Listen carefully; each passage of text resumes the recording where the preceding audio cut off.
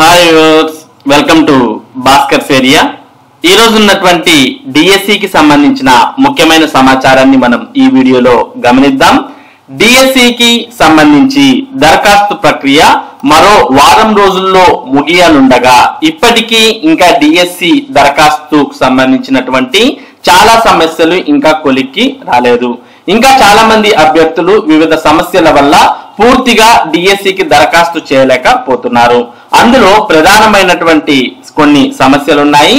కొద్దిమంది అభ్యర్థులు దరఖాస్తు చేసే సమయంలో డేట్ ఆఫ్ బర్త్ తప్పుగా ఎంటర్ చేయడం జరిగింది. ప్రభుత్వం ఎడిట్ ఆప్షన్ అనేది ఇచ్చినప్పటికీ వారి యొక్క డేట్ ఆఫ్ బర్త్ మార్చుకోవడానికి అవకాశం ఇవ్వలేదు ఆ ఎడిట్ ఆప్షన్ లో. మరి ఎవరైతే డేట్ ఆఫ్ బర్త్ తప్పుగా టైప్ చేశారో అటువంటి వారికి మరి మార్చుకోవడానికి అవకాశం కల్పించాలని, అలాగే బిఎస్సి కంప్యూటర్స్ చేసినటువంటి వారికి కూడా డిఎస్సి దరఖాస్తుకు అవకాశం ఇవ్వాలని కోరుతూ ఉన్నారు. దీనికి సంబంధించిన పూర్తి సమాచారాన్ని మనం ఇక్కడ చూస్తూ ఉన్నాం. డిఎస్సి దరఖాస్తులో పుట్టిన తేదీ మార్పుకు ఐచ్ఛికం ఇవ్వండి. మెగా డిఎస్సి దరఖాస్తులో పుట్టిన తేదీని తప్పుగా నమోదు చేసిన వారు సరి చేసుకునేందుకు ఎడిట్ ఆప్షన్ ఇవ్వలేదని అభ్యర్థులు వాపోతున్నారు. అధికారులకు ఎన్నిసార్లు ఫిర్యాదులు చేసినా వెసులుబాటు ఇవ్వడం లేదని ఆవేదన వ్యక్తం చేస్తున్నారు. దరఖాస్తును నింపేటప్పుడు తొందరపాటులో పుట్టిన తేదీ ఇతరత్ర అంశాల్లో కొందరు తప్పులు చేశారు. వాటిని ఎడిట్ చేసుకునేందుకు అవకాశం ఇచ్చిన విద్యాశాఖ అధికారులు పుట్టిన తేదీ ఆధార్ నంబర్ ఎడిట్ కు ఐచ్ఛికం ఇవ్వలేదు. దీంతో తప్పుగా వివరాలు నమోదు చేసిన అభ్యర్థులు ఆందోళనకు గురవుతున్నారు. కాబట్టి పుట్టిన తేదీని మార్చుకోవడానికి అవకాశం ఇవ్వాలి అని అభ్యర్థులు కోరుతున్నారు. అలాగే డిఎస్సిలో బిఎస్సి కంప్యూటర్స్ చేసినటువంటి వారికి కూడా అవకాశం కల్పించాలి అంటూ కోరడాన్ని ఇక్కడ చూస్తూ ఉన్నాం. మెగా డిఎస్సిలో భౌతిక శాస్త్రం టీచర్ పోస్టుల నియామకాల్లో బిఎస్సి కంప్యూటర్స్ అభ్యర్థులకు అర్హత కల్పించేలా సవరణలు చేయాలని కోరుతూ సీఎం చంద్రబాబుకు సిపిఐ రాష్ట్ర కార్యదర్శి రామకృష్ణ లేఖ రాశారు. అలాగే అభ్యర్థుల వయో పరిమితిని 47 ఏళ్లకు పెంచేందుకు చర్యలు తీసుకోవాలని కోరారు.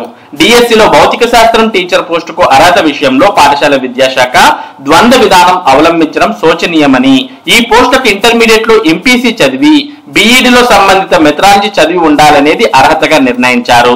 బిఎస్సి కంప్యూటర్స్ చదివిన వారికి అర్హత కల్పించలేదు. బీసీఏ చదివిన వారికి మాత్రం అర్హత కల్పించారు. బీసీఏలో రసాయన శాస్త్రం, భౌతిక శాస్త్రం రెండూ ఉండవు. బిఎస్సి కంప్యూటర్స్ లో భౌతిక శాస్త్రం సబ్జెక్ట్ ఉంటుంది, రసాయన శాస్త్రం లేదు. బిఎస్సి కంప్యూటర్స్ అభ్యర్థులు అనర్హులైతే బీసీఏ అభ్యర్థులు ఎలా అర్హులవుతారో అర్థం కాని పరిస్థితి. బీసీఏ చదివిన వారు ఇంటర్మీడియట్ లో భౌతిక రసాయన శాస్త్రాలు చదివి ఉండాలనే నిబంధన పెట్టారు. బిఎస్సి చదివిన వారు సైతం ఇంటర్ లో ఎంపీసీ చదువుతారు.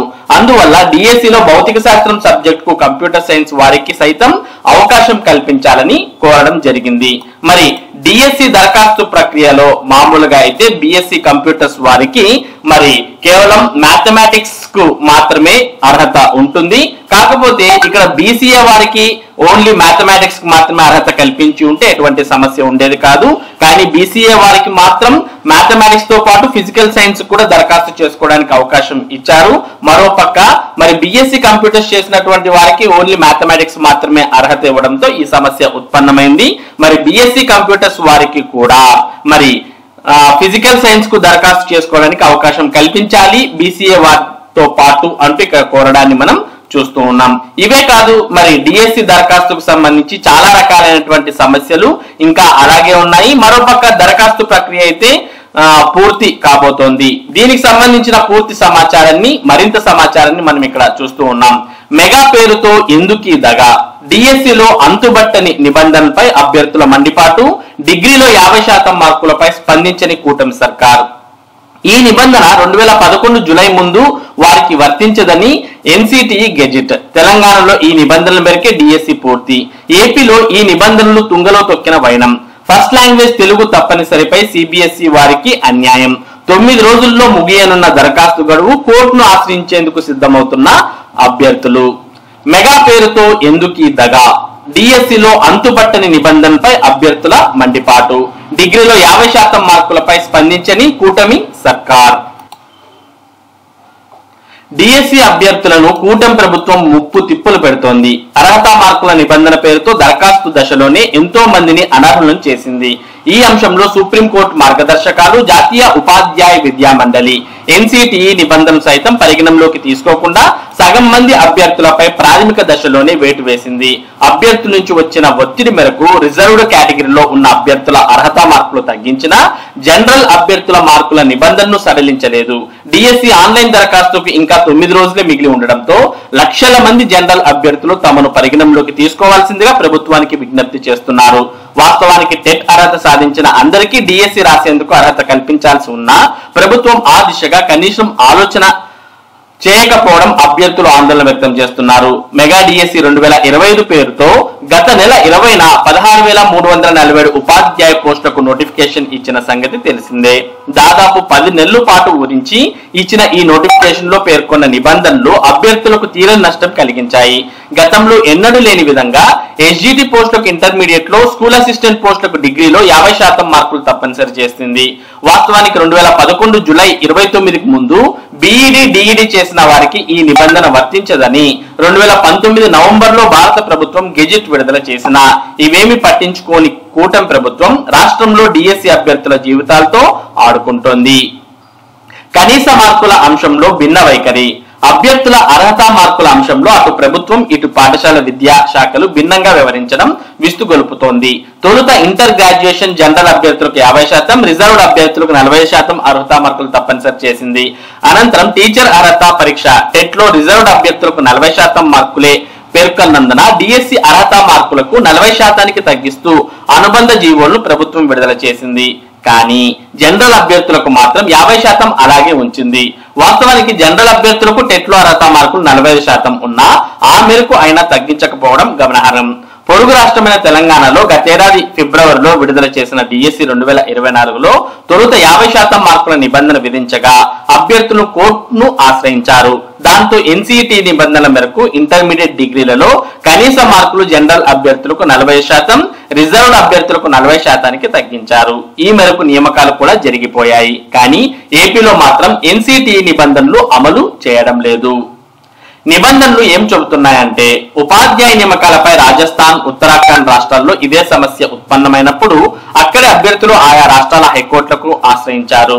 దాంతో డిగ్రీలో కనీస అర్హత మార్కులపై ఇచ్చిన తీర్పులకు అనుగుణంగా సుప్రీంకోర్టు NCET మార్గదర్శకాలు విడుదల చేసింది.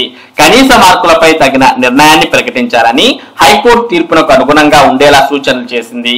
NCET 2019 నవంబర్ 21న గెజిట్ నోటిఫికేషన్ విడుదల చేసింది.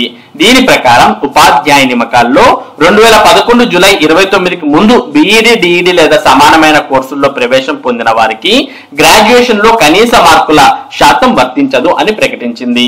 2011 ఆగస్టు 2 నాటికి NCET గెజిట్ నోటిఫికేషన్ లోని కనీసం 45% మార్కులతో గ్రాడ్యుయేషన్, ఏడాది కాల పరిమితి గల BEd చేసిన వారు డిఎస్సికి అర్హులుగా పేర్కొంది. ఈ లెక్కన ఎలా చూసినా జనరల్ అభ్యర్థులకు డిఎస్సి రాసేందుకు అర్హత మార్కులు 45% మించరాదు. నిబంధనలో వివక్షపై తీవ్ర విమర్శలు. రాష్ట్ర ప్రభుత్వం ఉపాధ్యాయ నియామకాల కోసం విడుదల చేసిన డిఎస్సి నోటిఫికేషన్ నిబంధనలు పూర్తి వివక్షతో ఉన్నాయని అటు అభ్యర్థులు, ఇటు ఉపాధ్యాయ సంఘాలు విమర్శిస్తున్నాయి.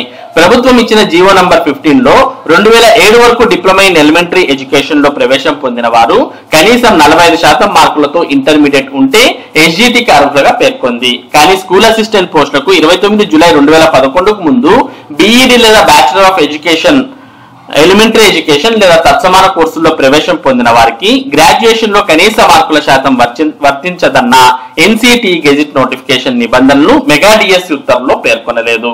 ఈ నిబంధనను తెలంగాణ డిఎస్సి 2024 కోసం ఇచ్చిన సవరణ జీవో నంబర్ 14లో పేర్కొన్నారు. దీని ప్రకారం రిజర్వ్డ్ అభ్యర్థులకు 40%, జనరల్ అభ్యర్థులకు 45% అర్హత మార్కులుగా నిర్ణయించారు. దీంతో పాటు NCET గెజిట్ నోటిఫికేషన్ ప్రకారం 2011 జూలై 29 నాటికి BEd, DED చేసిన వారికి అర్హత మార్కుల నిబంధన తొలగించారు.